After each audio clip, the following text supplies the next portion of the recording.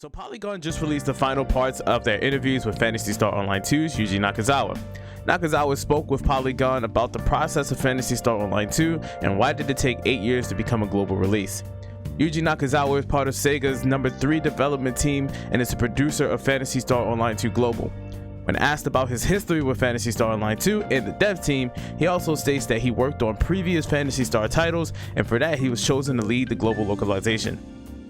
It does seem that the company has a huge want to bring the global release to life. After being asked about the closed beta, Nakazawa responds, "There is a sense of relief because there was a lot of planning that went into the development. For example, Sega US and Sega Japan took surveys from the fans about what they wanted in a game. But as an online game, I feel the real change will be maintaining the service going forward." This was a release to know that Sega did want to bring PSO2 to the world. Unfortunately, production was the initial problem.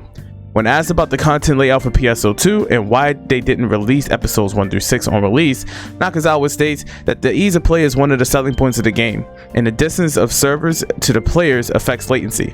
So we knew we wanted to have the servers physically closer to our players in North America, and that they wanted to control the rolling points of the story so that players wouldn't feel overwhelmed. And that much is understandable. It takes a lot to have games localized in the US, especially online titles.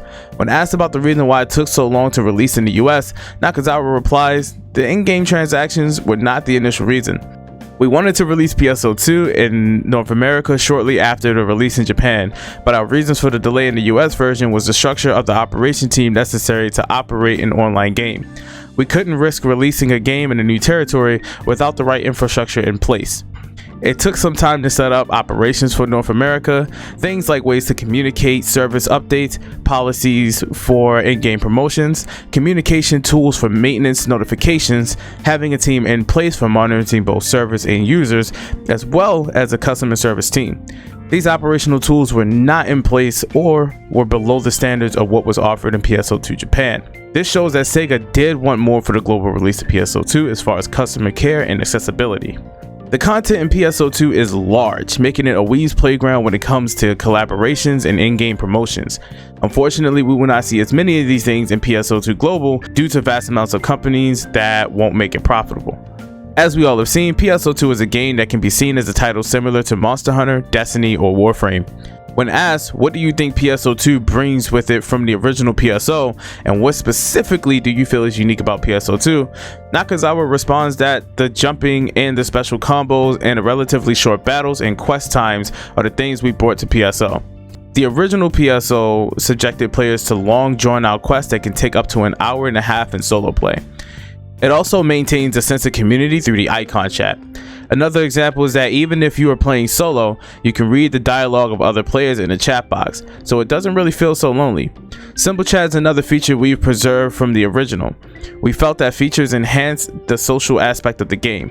These communication systems that were all inherited from the original game, for the NA release, we expanded on that even more by adding voice chat, which isn't offered in the Japanese version. Now, I personally have a love for PSO2 and everything it offered as an MMO. Community, longevity, and the ability to express your creativity and your character customization. As you know, I invest a lot in fashion.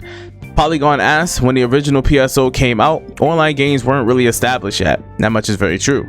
PSO changed all of that. With PSO2, playing games online is now practically the standard. So now that you did the hard work in pioneering things 20 years ago, you could really focus on the design of the game. What were the design priorities for PSO2? In which Nakazawa responds, the first thing we expanded in PSO2 was in the character creation system that wasn't previously possible in MMOs. The next focus was that we wanted to make it as easily accessible to players as possible. As mentioned earlier, since there are a lot of solo players in the game, we wanted to make the communication features as seamless as possible so that players could join other players with ease and not have to spend a lot of time gathering parties. In PSO2, we've created a party area where you can just join parties and progress without the downtime spent organizing a group that you might have had with the original game. Another area that is new with PSO2 is the cross-platform play. The Japanese version already has it on PC, PS4, PS Vita, and Switch, and PSO2 ES, which is a mobile version. You can play the same character across different platforms. Nowadays, this might not be so unique, but 8 years ago, it was quite revolutionary. For the US version, we've just announced the Windows 10 version in May, and that you'll be able to play across Xbox and PC, and we hope in the future platforms as well. As we know, PSO2 is a free-to-play title. Multiple times have I seen people get happy and excited that such a unique game has been launched as a free-to-play. With so much free content offered and player appreciation, Polygon states, "This really shows respect for the player's time since you basically make the game as accessible and accommodating as possible." This leads to the next question, which is about the decision to go to free-to-play for PSO2. It makes a lot more sense now since the person can easily download the client for free on whichever platform they want to play on and move over to the other version easily without having to pay $60 for each. Was this all part of your strategy to get people playing across as many platforms as possible? That was naturally part of it. 8 years ago, when we first began preparing for PSO2 release in Japan, when you think of RPGs, Final Fantasy and Dragon Quest are the predominant Japanese role-playing games. So we had to think, how do we compete with these games? And the key to that was the ease of access. Two things we came up with were to provide it on multiple platforms so that we can offer it to people with any game console. And the second idea was to make it free to play, which makes it easy to enter because there is no charge upfront. Lastly is a question I see a lot, as it was a big surprise to see a JRPG of such respect be launched on an Xbox. As we all know, PlayStation holds the largest community in anime and JRPG titles such as Monster Hunter, Final Fantasy, and the Tales of series. It was quite a shock to see this release. Luckily, we were well prepared. Polygon states that we've been waiting so long for PSO2 to come out in the West, 8 years now, that it's interesting that you decided to release it here first on Xbox One. Or did Microsoft approach you because they were hungrier for the content than Sony is for the PlayStation 4?